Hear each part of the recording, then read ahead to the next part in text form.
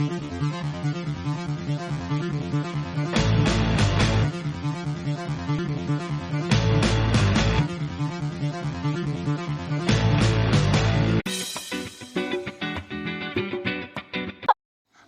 To Bhavani சமையல்.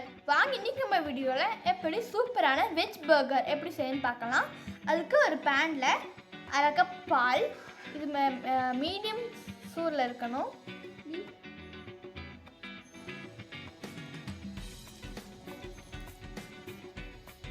அரை cup பால் ஊற்றினதுக்கப்புறம் 1 table spoon சர்க்கரை, அதுக்கப்புறம் 2 டேபிள் ஸ்பூன் ஈஸ்ட். இப்போ நம்ம இதை கலந்துடலாம்.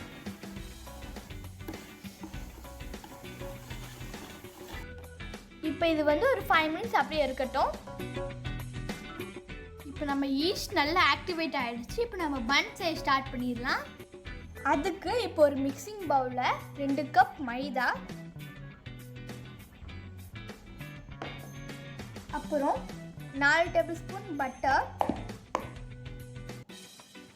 அப்புறம் 3 டேபிள் ஸ்பூன் சர்க்கரை, 1 டேபிள் ஸ்பூன் உப்பு.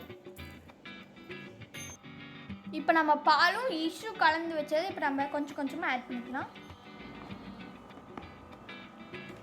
செஞ்சாச்சு. இது காயம் இருக்கிறதுக்காக மேலே லைட்டாக ஆயில் கிரீஸ் பண்ணிக்கலாம்.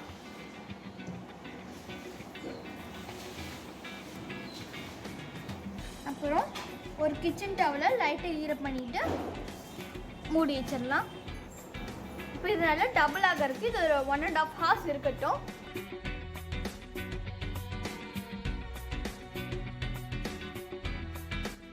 இப்போ 1.5 ஹார்ஸ் ஆகிடுச்சு. இப்போ நம்ம திறந்து பார்க்கலாம். இது நல்லா டபுள் ஆகிருக்கு. இப்போ இதை லைட்டாக பிசைஞ்சிடலாம். நல்லா சாஃப்டாக வந்திருக்கு.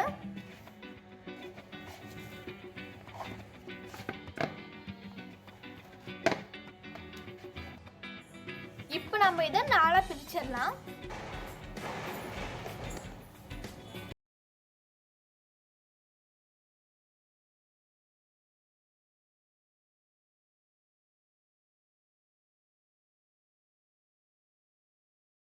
பிரிச்சாச்சு.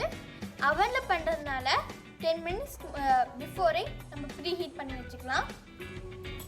இப்போ மேலே லைட்டாக பாலை அப்ளை பண்ணிக்கலாம்.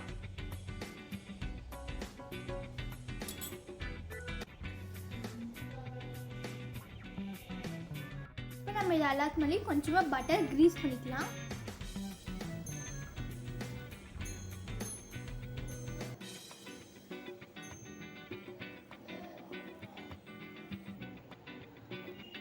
இப்போ 1/2 hour ஆயிடுச்சு. இப்போ இது மேலே கொஞ்சமாக எள்ளு போட்டுடலாம்.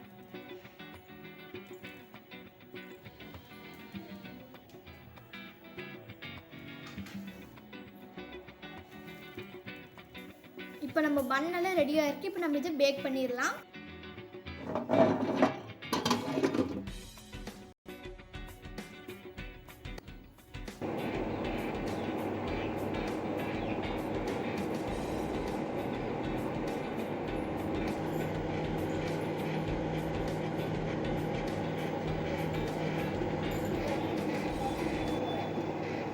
இப்போ நம்ம அவனில் வச்சது ஒரு 25 மினிட்ஸ் பேக் ஆகட்டும். இப்போ நம்ம பர்கருக்குள்ளே வைக்கிறதுக்கான கட்லெட் செஞ்சிடலாம். அதுக்கு 1 டேபிள் ஸ்பூன் ஆயில். இப்போ எண்ணெய் சூடானதும் ஒரு வெங்காயத்தை சின்ன சின்ன நறுக்கி வச்சுருக்கேன். அதை இப்போ ஆட் பண்ணிக்கலாம். ஆட் பண்ணதுக்கப்புறம் லைட்டாக ஃப்ரை பண்ணிக்கலாம்.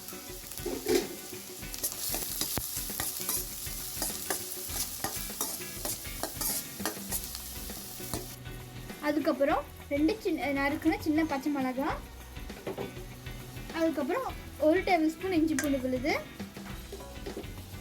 அதுக்கப்புறம் 1 டேபிள் ஸ்பூன் கரம் மசாலா, ஒரு 2 டேபிள் ஸ்பூன் சீரகத்தூள்,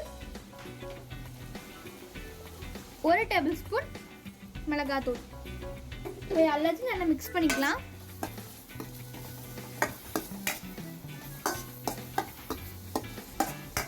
நம்ம வெஜிடபிள்ஸ் ஆட் பண்ணிடலாம். 2 நறுக்குன சின்ன கேரட். இப்போ இது கூட தேவையான அளவு உப்பு. இப்போ நம்ம இது கூட கொஞ்சமாக தண்ணி ஆட் பண்ணிக்கலாம். இப்போ நம்ம இது எல்லாத்தையும் நல்லா மிக்ஸ் பண்ணிடலாம். நீங்கள் பீன்ஸ் இருந்தால் கூட பீன்ஸ் ஆட் பண்ணிக்கலாம். இப்போ கேரட் நல்லா வேகட்டும். அவ்வளோதான், இது ரெடி ஆகிடுச்சு. இப்போ நம்ம பர்கருக்குள்ளே வைக்கிறதுக்கான கட்லெட் செய்யறதுக்கு ஒரு பவுலில் நம்ம செஞ்சு வச்சுட்டு வெஜிடபிள் மிக்ஸை இதுக்குள்ளே ஃபர்ஸ்ட் போட்டுடலாம். அப்புறம் நான் வந்து 2 உருளைக்கிழங்க வேக வச்சு நம்ம லைட்டாக மேஷ் பண்ணி வச்சுருக்கேன், அதை ஆட் பண்ணிக்கலாம். இதை 2 இது நான் லைட்டாக மிக்ஸ் பண்ணிக்கலாம்.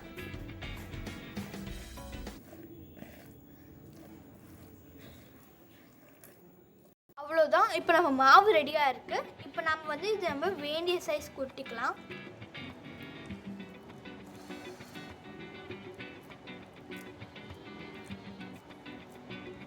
இந்த மாதிரி ரவுண்டாக ஒட்டிக்கோங்க.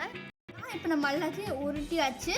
இப்போ நம்ம இதை கோட் பண்ணிடலாம். இப்போ நான் கோட் பண்ணுறதுக்காக பிரெட் கிரம்ஸ் எடுத்திருக்கேன்.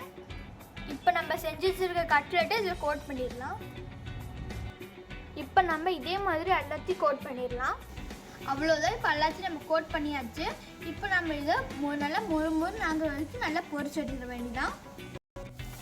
இப்போ நம்ம கட்லெட் எல்லாம் ரெடியாக இருக்குது.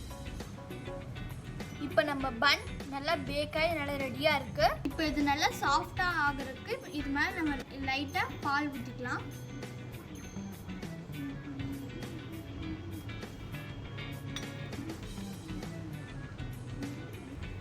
இப்போ நாம் இதை 2ஆக கட் பண்ணிடலாம்.